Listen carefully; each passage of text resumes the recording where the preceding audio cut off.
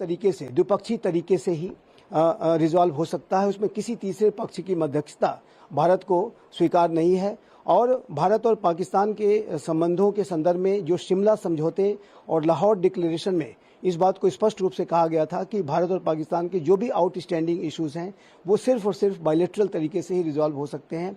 तीसरे पक्ष की मध्यस्थता इसमें स्वीकार नहीं होगी, चाहे वो अमेरिका हो, चाहे वो यूनाइटेड नेशंस हो या कोई भी विश्व का राष्ट्र हो।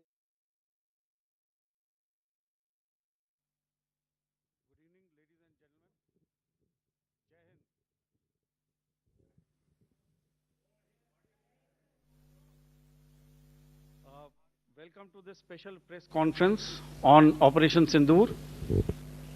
We will begin with opening statements by the three senior officers to my right here who have been directly overseeing operations during Operation Sindoor. We have Lieutenant General Rajiv Ghai, Director General Military Operations, who will cover the aspects related to land domain.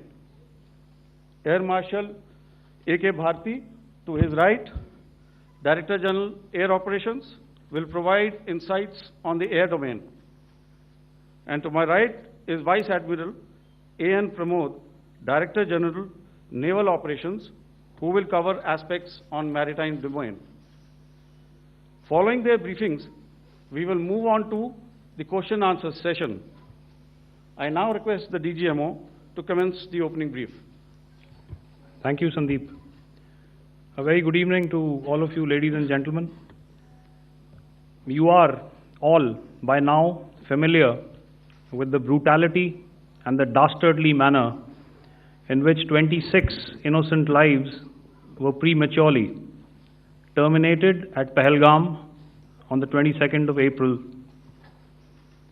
When you combine those horrific scenes and the pain of the families that the nation witnessed with numerous other recent terrorist strikes on our armed forces and defenseless civilians, we knew that the time had arrived to make yet another compelling statement of our resolve as a nation.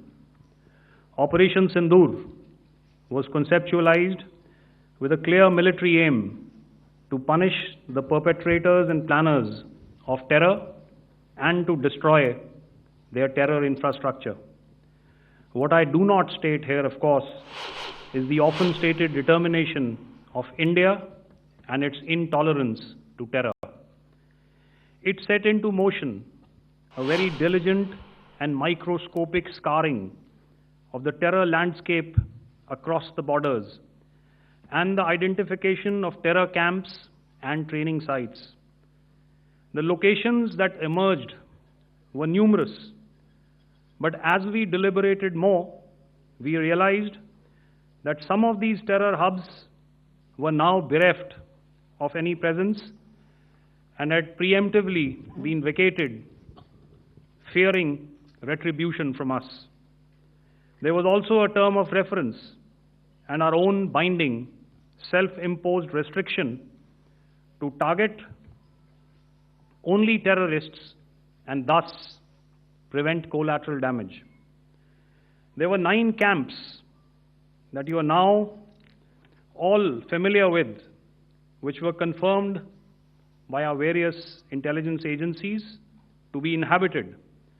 Some of these were in POJK, while there were others that were located in the Punjab province in Pakistan.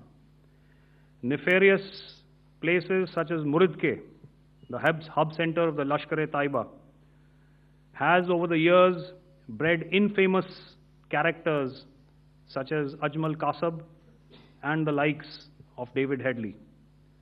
What followed was a careful scrutiny of each of these sinister locations, their layout, configuration, even the type of construction in each structure, and the terrain obtained around these.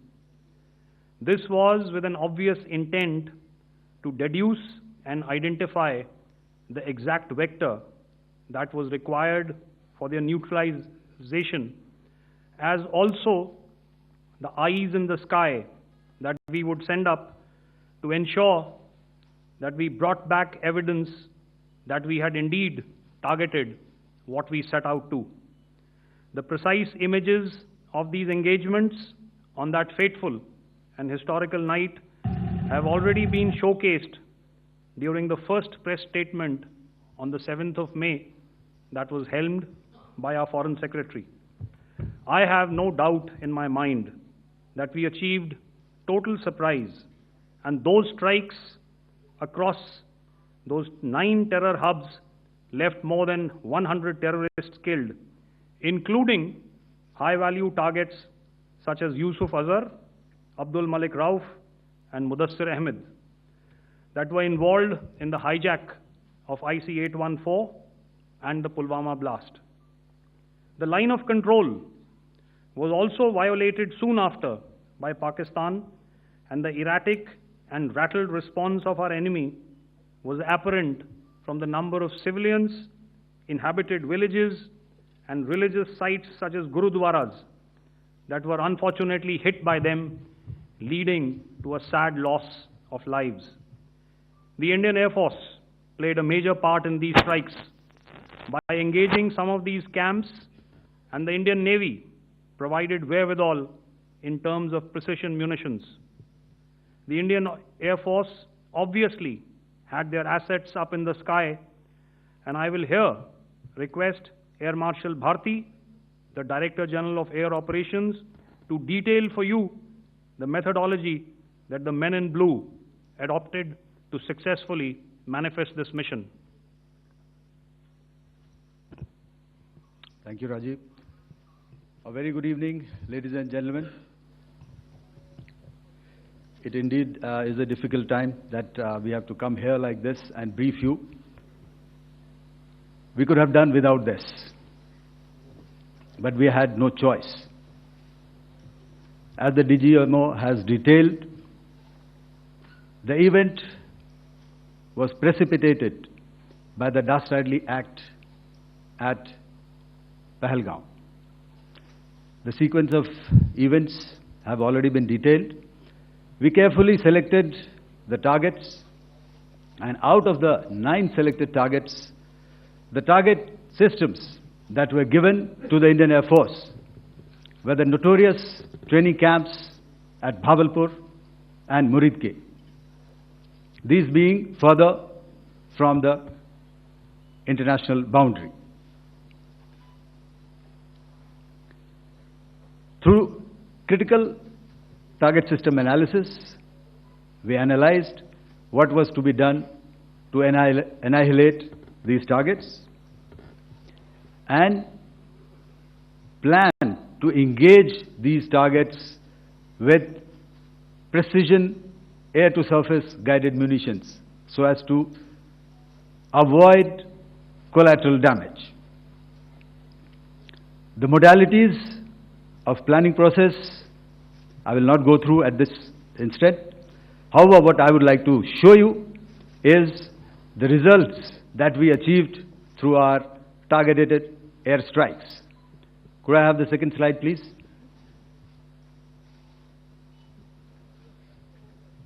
Yeah, change, please.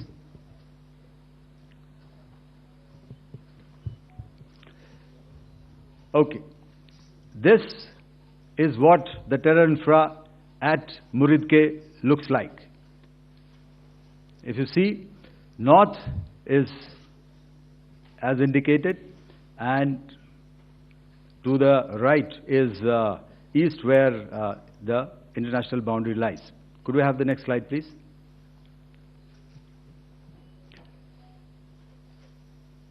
Orientating. Just go back to one slide. Okay. Please have a look at this red building, the series of buildings out here,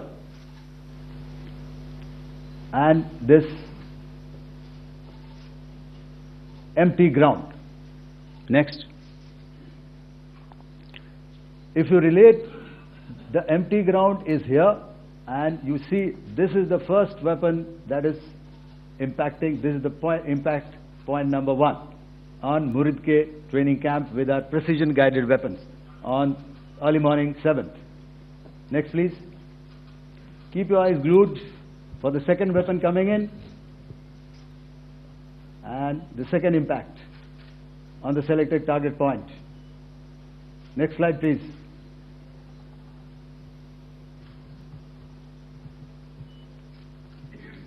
Third weapon, third impact. Continue. And fourth weapon, fourth impact. So through these targeted and precision targeting, we addressed the target at Muridke, which was the training infrastructure. Can you hear me? All right. Okay, I'll come closer to the mic. Now we go to the next target, which is the Bhavalpur training camp. Next slide, please. Okay, just wait. So the effect, if you see, the impact point, if I can point out, this is the impact point. The ammunition has gone through the roof and it has created a blast inside, the photographs of which you would have, all of you would have seen.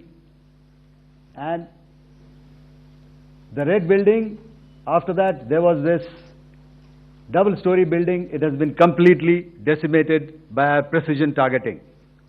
Next please. The target system which was in the north, a series of buildings. I will show you how it looked. Next. Completely destroyed by our precision targeting. Next.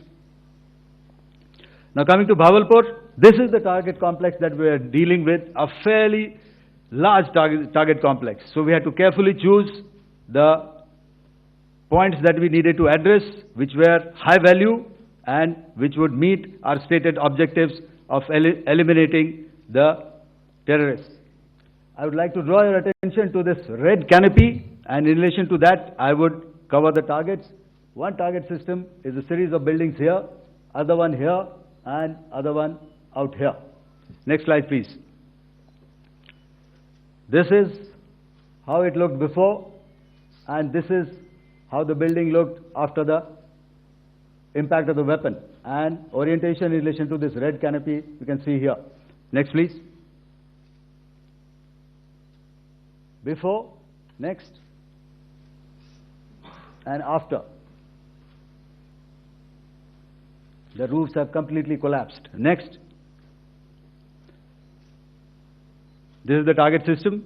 Next. Precision targeting, and we have achieved our objectives here.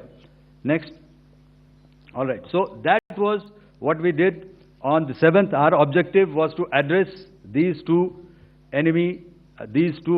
terrorist camps, and that we did with precision. And thereafter, we maintained a robust air defense posture, because remember, our objective was to target the terrorists and terrorist infrastructure, not any other infrastructure, not the Pakistani military, not the Pakistani any other infrastructure. So that is what we have maintained on the 7th of May.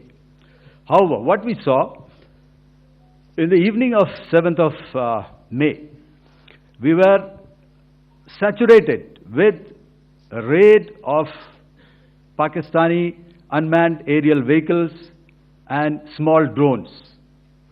And these came in waves in our civilian areas, over our military installations, and all of them were successfully intercepted. Few of them did manage to land. However, there was not much damage that they did. And we have our robust counter-US hard kill and soft kill systems which did the job. However, the difference here was that we had targeted the terrorists. The adversary now has targeted our civilians and the military infrastructure. So it had to be responded to. So in a quick and calibrated response, that very night, we struck their radar installations at Lahore and close to Gujranwala, the LYT installation, to indicate to him that we are ready, yet we do not want to escalate. Our fight was with the terrorists and not with the Pakistani military establishment. Thank you.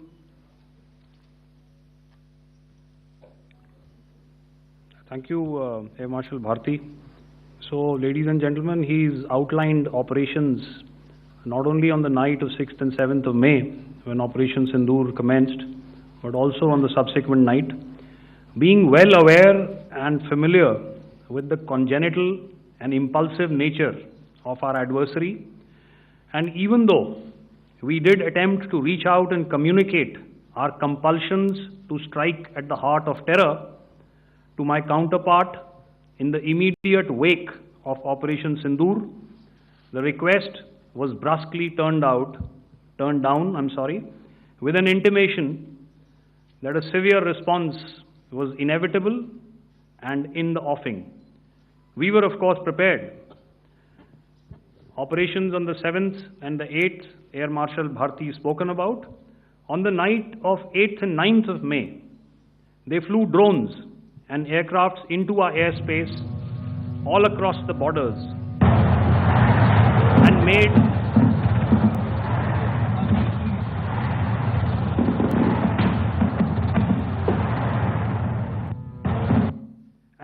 largely unsuccessful attempts to target numerous military infrastructure. Violations on the line of control by Pakistan also commenced yet again and precipitated into fierce arty engagements. The air operations on the night of 8th and 9th of May, I'll yet again request the DG Air Operations to cover.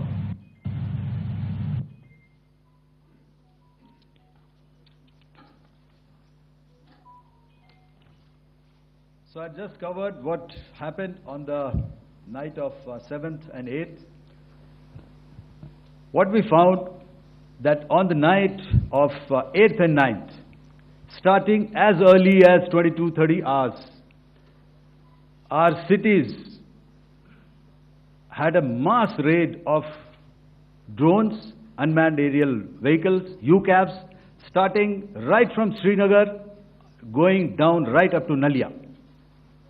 It was a mass raid in waves, and it was relentless. However, we were prepared, and our air defense preparedness ensured that there is no damage on ground or to any of the intended targets that the enemy might have planned for. The difference between 7th night and 8th night was that on 7th night, he sent in his Jihad class of UAVs, however, these UAVs can go some distance, they are armed. However, on the 8th, less numbers of armed UCAVs were there or UAVs were there, and more numbers of quadcopters, maybe for surveillance or just for harassment of civilians. This continued till midnight. Our air defense preparedness ensured that there was no damage on the ground, either to the military installations or to the civilians. However, the enemy had yet again shown that he wanted to up the ante and he wanted a fight, and we were up to the task.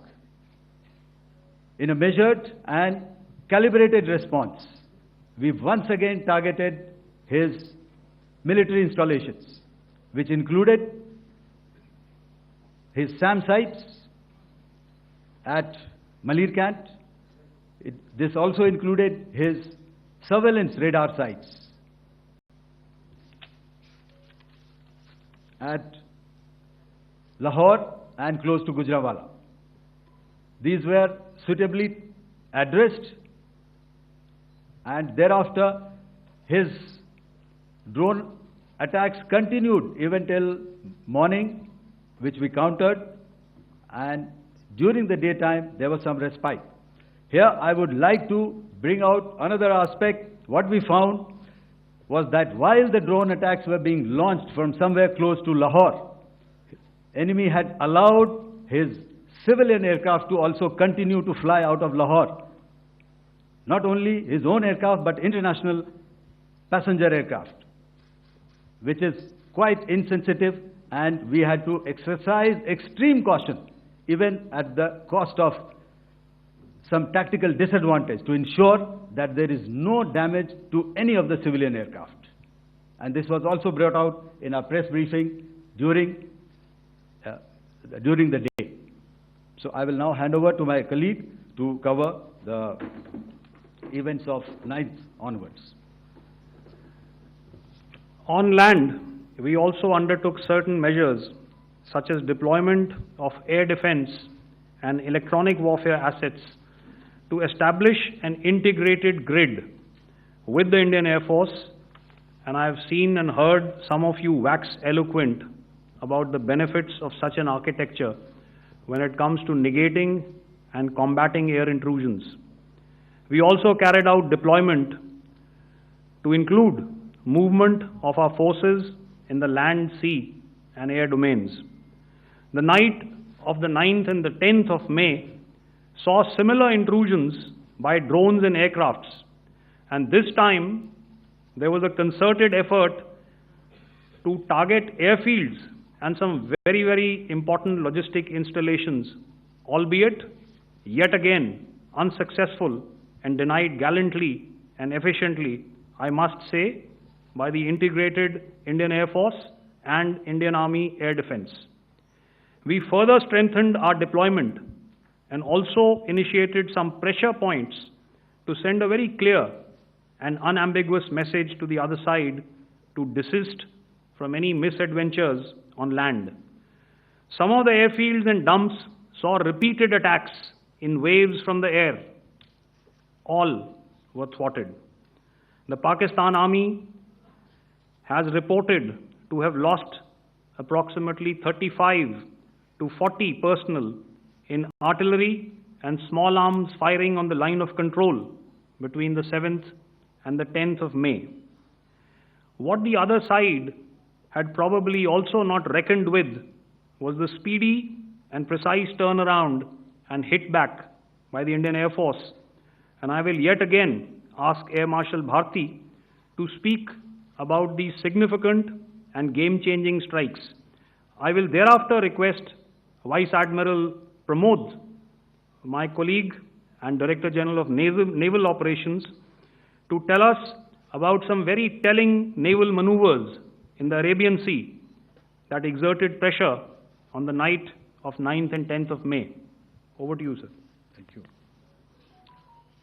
Commencing about 2000 hours, that is 8 p.m. local time, on 8th of May, several Pakistani unmanned aerial systems, drones, combat vehicles attacked multiple IF bases. These included Jammu, Udhampur, Pathankot, Amritsar, Bhatinda, Nal, Dalhousie, Thois, Jaisalmer, Uttarlai, Falodi, Nalia. These were almost simultaneous and they came in waves. All our AD guns and other systems were waiting for them. All these waves were neutralized by our trained crew using the air defense systems that they have, and also some of them were utilized using our legacy systems like Pechoras and IF Summer, which we have recently acquired. And some were neutralized by the Garud snipers. There was no damage on ground from these incursions and these mass raids, if I could call them, from the Pakistani side. However, following these relentless attacks on our air bases, on our forward positions, and on our civilian targets, this was time to convey some message to our adversaries. And therefore, a decision was taken to strike where it would hurt. And towards that, in a swift, coordinated, calibrated attack, we struck his air bases, command centers, military infrastructure, air defense systems across the entire Western Front. The bases we struck include Chaklala, Rafiki, and mind you, Chaklala is Islamabad. Rahim Yar Khan, Sakar, sending a clear message that aggression will not be tolerated. This was followed by strikes at Sargoda, Bholari, Jacobabad. We also struck the C2 centers at Murid, the UAE complex at Murid, Rafiki, radar at Chunia, which I will show you, Rahim Yar Khan airfield, and the unmanned combat aerial vehicle hangar at Sakar. I would like to reiterate here that we have the capability to target every system at these bases and more. However, it was only a measured response to instill good wisdom to our adversary to refrain from further escalation. IF's response was directed only at military installations, avoiding civilian and collateral damage. I would now like to show you some of the effects that have been achieved as a result of our air operation.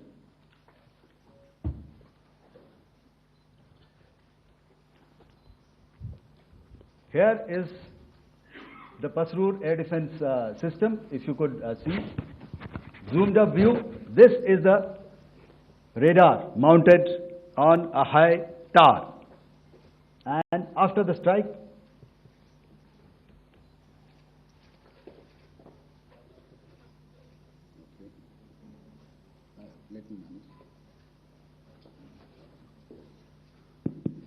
thank you. Can you hear me? Yeah, thank you. And after the strike, this is what has happened. This radar has been taken out, completely burnt.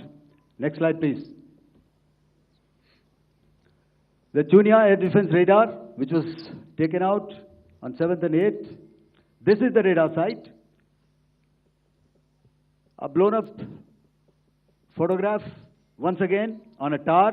Not very clear, but what you see very clearly is the after effect after we have struck. The radar head has been completely decapitated. Next slide, please. Arifwala air defense radar. In this complex, you see how it looked before, blown up image, and after really blown up. Next. Now coming to Sargoda airfield. Remember, this is one of their important airfields wherein they have a lot of assets, F-16s, other assets which they keep getting, training institutes. And we have stuck this airfield. It is not, if you zoom in here, then one impact point here on the runway and second impact point of our weapon, precision weapon on the runway. And if you see this blown up repairing going on, same here. Next. Rahim Yar Khan. This is the area we have struck. A deep strike out here and one complex here. So this is how it looked before, and the same. You see a big crater, another crater here, and this complex after strike neutralized. Next. Chaklala airfield, Noor Khan, once again a major air base, a lot of their logistic assets out here. This was the chosen complex that we intended to strike and convey a message. Next slide, please. This is how it looked before, and this is how it looked after our strike. Next. Sakar. We chose the radar site at Sakar. This is the radar site, and after it was struck, this is the aftermath, completely burnt out. Next, please. aircraft shelter. This is how it looked before the strike, and this is how it looked after the strike. The roof of the buildings completely caved in and burnt. Next.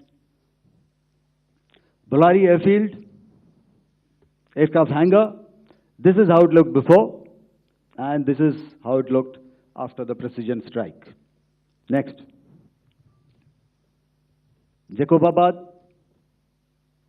aircraft hangar, and this is how it looked after. Next. So what I'm trying to convey here, ladies and gentlemen, is to start with, our fight was neither with the Pakistani military nor with anybody else who's there on the other side. Our fight was with the terrorists. We neutralized the terrorists that we selected to be neutralized, and thereafter we only maintained the air defense posture. However, we were relentlessly pounded by waves after waves, night after night, by his UCAVs, by his drones, and by his other unmanned aerial systems. And that left us with no choice but to retaliate, and yet our retaliation was calibrated, it was graduated, and it was proportionate. Thank you.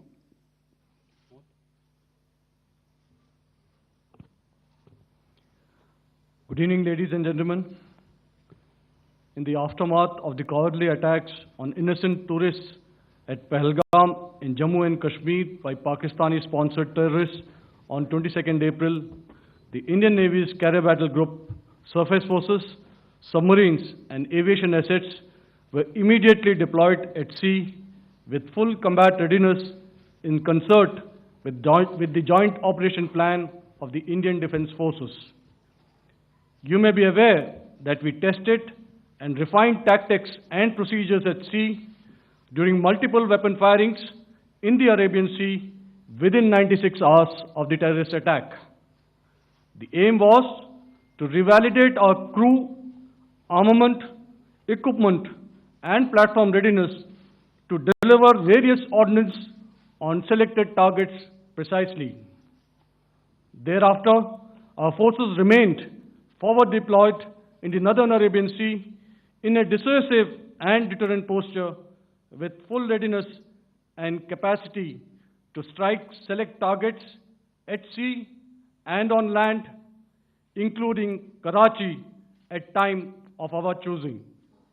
The forward deployment of the Indian Navy compelled Pakistani naval and air units to be in a defensive posture, mostly inside harbors or very close to the coast, which we monitored continuously. The Indian Navy maintained seamless maritime domain awareness throughout the duration and was entirely aware of the location and movement of Pakistani units. In effect, we had and continue to have good battle space transparency using our maritime domain awareness grid. As you are aware, our response has been measured, proportionate, non-escalatory, and responsible from day one. Accordingly, the calibrated approach considered all options, including the ability of the Indian Navy for offensive action from and at sea. As part of this escalation control mechanism, the application of force by the Navy was planned in a synchronized manner in coordination with the Army and Air Force, the highlight being teams from the three services working closely in an integrated manner.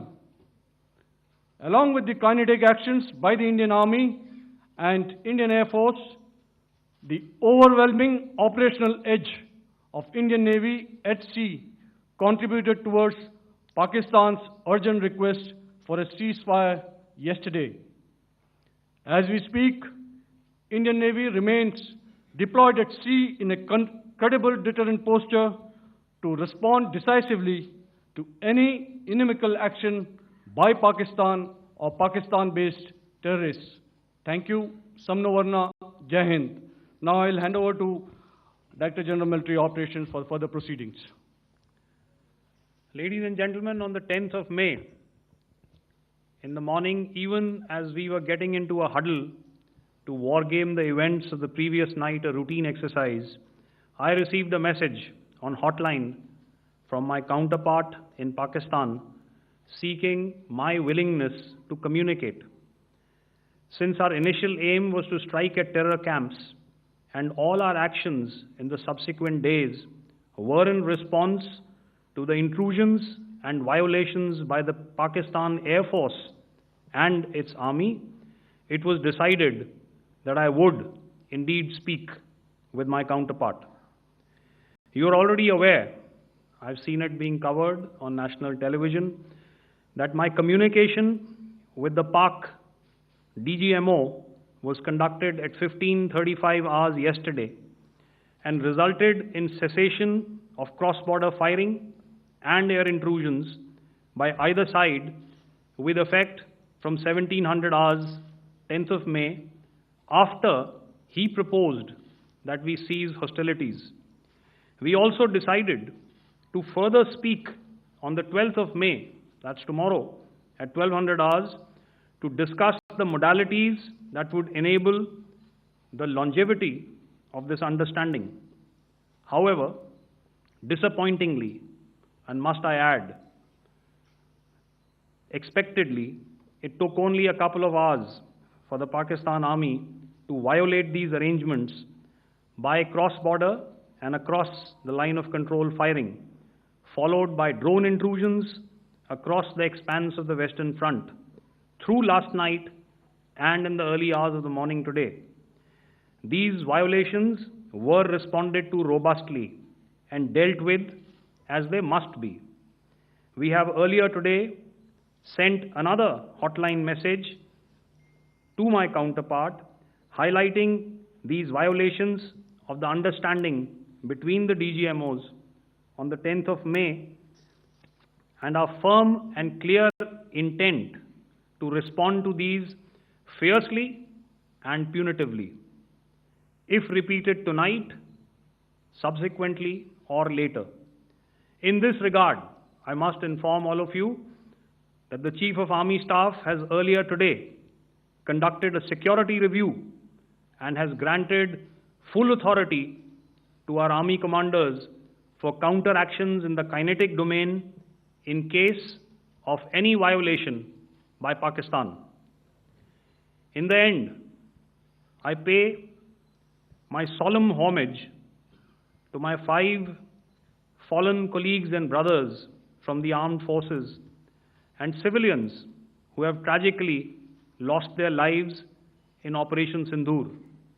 Our hearts go out to the bereaved families, and we express our solidarity to them in this lifetime and beyond, at this grave juncture in their lives. Their sacrifices shall always be remembered and spoken of in glowing terms by a grateful nation. We have thus far, ladies and gentlemen, exercised, and my colleague Pramod highlighted this, immense restraint, and our actions have been focused, measured, and non-escalatory. However, any threat to the sovereignty, territorial integrity, and safety of our citizens will be met with decisive force. Jai Hind. Okay, ladies and gentlemen, we are now open for questions. All right, now since I would not know all of you, I would expect you to please raise the placard or your hand, and once I indicate, I expect you to please give out your name and the media group that you belong to. Keep your questions short so that we can take as many questions as possible. Also, ladies and gentlemen, kindly bear in mind that confidential aspects may not be answered by the 3 DGMOs. Right. I've got a lot of hands there. Let me start from the left. Left foot always in front when we start marching. So here we have to the left, okay, yeah, 238. Hello. So this is Manas Pratimhuyan from PTI, Press Trust of India. So the understanding that was reached yesterday on stopping the military operations and actions, was it for just 3 days? And what would be the cost escalation if there is violation of this understanding by the Pakistani side? And my subsequent question would be that we have a kind of ceasefire agreement with Pakistan that was finalized in 2003. So will there be some kind of similarities in frameworks between the two kind of understandings, 2003 ceasefire agreement and the current understanding on stopping military operations? And again, what would the cost that will be incurring on Pakistan if Pakistan again resorts to this kind of terrorist activities, because we have made it very clear that the cost will be very high. So I would like to have your thoughts on it. Okay, so I'll answer the latter part of the question first. I also want to add that while the initial ceasefire agreement, as you correctly pointed out, is of the 2003 vintage, but I must remind you that in 2021, in the month of February, and this was then when the crisis in eastern Ladakh was also on, the two DGMOs had spoken and arrived at a ceasefire understanding that lasted right up until this unfortunate attack at Pahalgam. Once our Foreign Secretary had announced the decisions of the CCS in the immediate wake of that attack, he had announced certain measures, and then of course Pakistan had in turn made its own announcements. Since then, there have been certain violations of this ceasefire understanding, and of course after the 7th of May, like I pointed out during my statement, that there have been numerous violations on the line of control especially, and of course along the international boundary by the Pakistan Army and the Pakistan Air Force. This understanding that we spoke about yesterday, no, it was not for 3 days. It was first to stop aggressive and hostile activities immediately, let that order and direction settle down for about 36 hours, and thereafter discuss modalities, like I said, to ensure its longevity. That is tomorrow on the 12th of May. But unfortunately, we had a violation starting at approximately 1900 hours last night, and we've sent a communique, like I said, to the Pakistan Military Operations Directorate, and we will await as to what happens tonight. All right. The cost escalation, I'll leave it to your best imagination. I've already said that the response will be fierce and punitive. Now, the right foot forward. Yeah.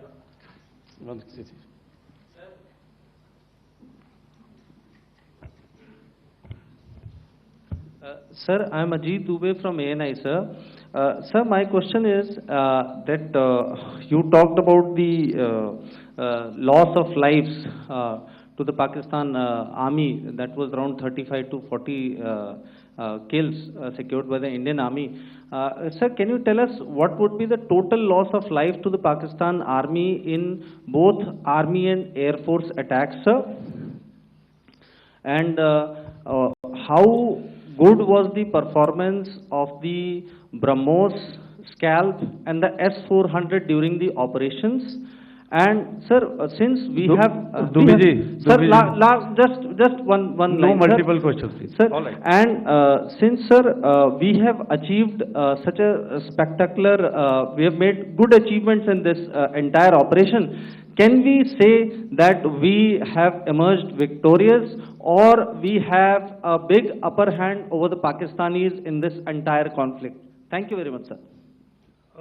So I'll answer the question about the loss of lives on the other side. Of course, there are various means to ascertain that number. There is information from various agencies that come in. There are, of course, on the line of control, other ways to find out as to what has been the effect of what you are doing there in ceasefire violations. So therefore, I mentioned 35 to 40 on the line of control, and please remember that once Operation Sindoor was launched, the responses of the Pakistan Army were also on Indian Army or the Indian Armed Forces infrastructure. Let me put it that way. So that's why I did not cover casualties of the Pakistan Army, at least in the initial phases of battle, because those were not our targets. Our targets were terror-oriented, and of course later, once they launched air intrusions and air operations on our infrastructure, we've used heavier weapons, and of course there would have been casualties, but those are still being assessed.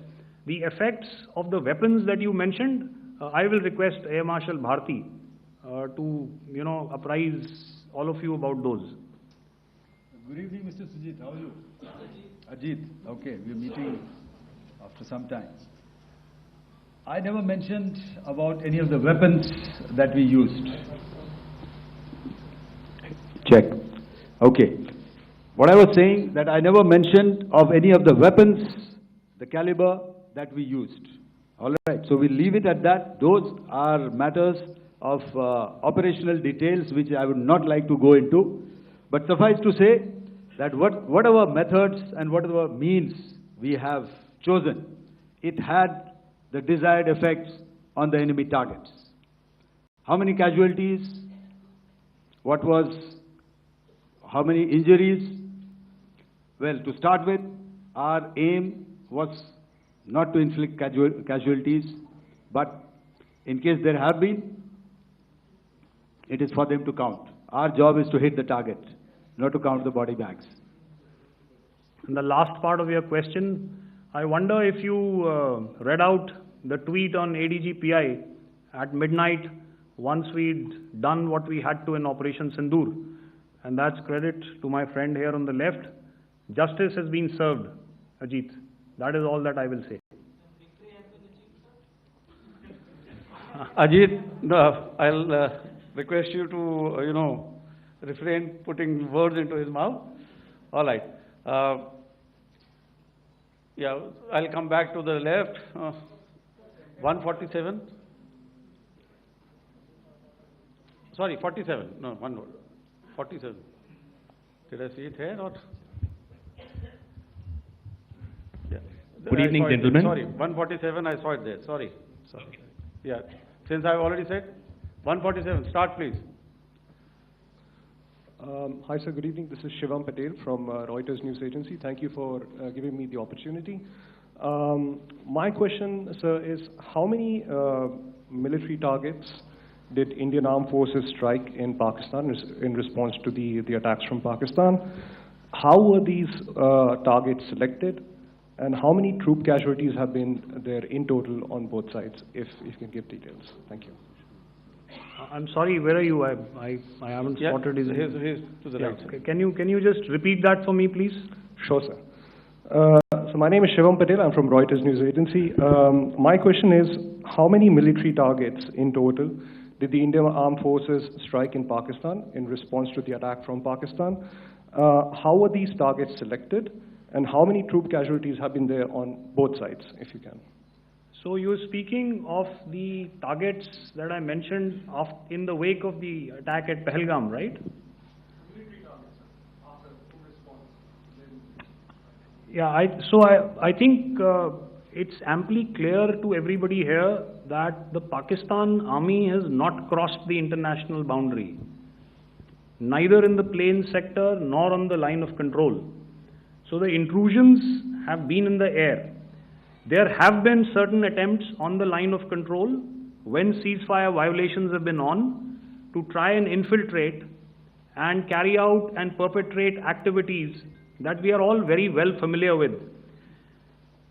Whether these are by terrorists or by the Pakistan Army or its special forces and commandos is difficult to say, but each of these have been effectively thwarted.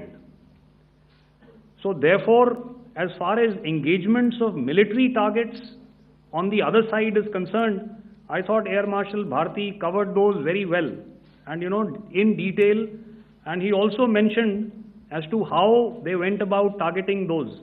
I think those images were very clear and very, very graphic in telling us as to what we needed to hit.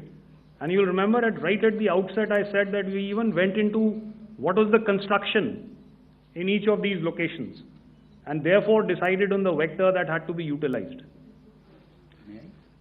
Please. Okay, if I could add to what the DGMO has said. I have already detailed the targets. Now, whether it is X numbers or Y numbers that is immaterial. And what damage have we inflicted? You have seen. What are the casualties on the other side? As I said, that is for them to count. As far as we are concerned, from the air defense side, if they had a choice, they would have definitely come in. They are fighters, there are more numbers of UCAVs. It is not that they did not intend to come in. It is only that our robust AD posture prevented them from coming in. So that must be known, and that must be realized by all the audience here. Yeah, I'll come to the left now, 24.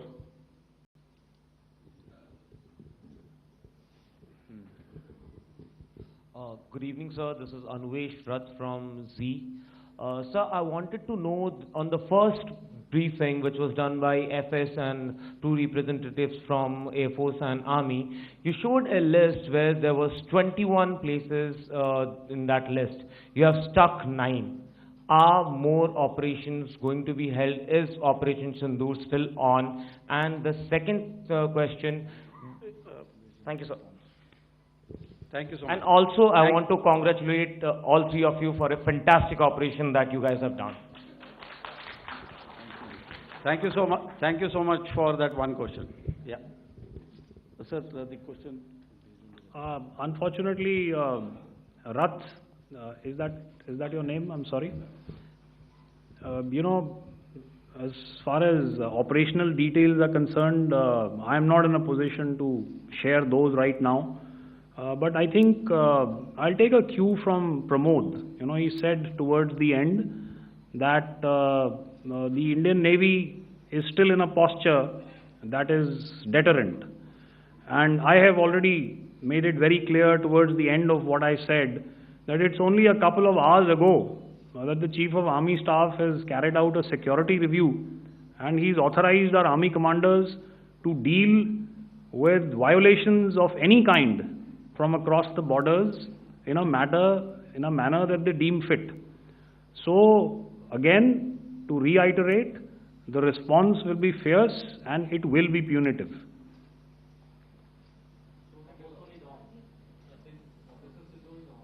Yes. 163. I'll go back this side now. Yeah, 255. She said middle wale kya karenge, so 255. Oh, sorry. Good evening, sir. I'm Shailesh from National Defense. Please allow me, first of all, to pay my gratitude for protecting us Indians. Thank you very much.